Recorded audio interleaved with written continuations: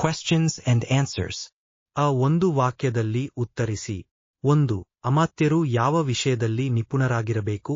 ಉತ್ತರ: ಅಮಾತ್ಯರು ದೇಶ, ಕಾಲ ಹಾಗೂ ರಾಜನೀತಿಯನ್ನು ಸರಿಯಾಗಿ ತಿಳಿದು ಸೂಕ್ತ ನಿರ್ಧಾರ ಕೈಗೊಳ್ಳುವಲ್ಲಿ ನಿಪುಣರಾಗಿರಬೇಕು.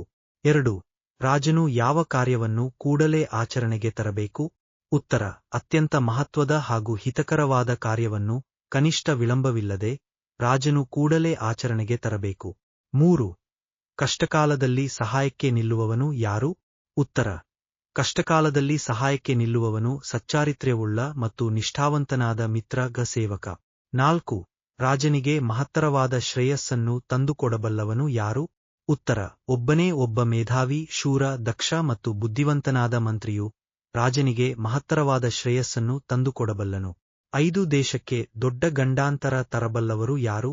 ಉತ್ತರ: ಶಾಸ್ತ್ರಬುದ್ಧಿಯಿಲ್ಲದ, ನಾಸ್ತಿಕ ಮನೋಭಾವದ ಹಾಗೂ ಚಾಪಲ್ಯವುಳ್ಳ ಮೂರ್ಖರು ದೇಶಕ್ಕೆ ದೊಡ್ಡ ಗಂಡಾಂತರ ತರಬಲ್ಲರು. 6.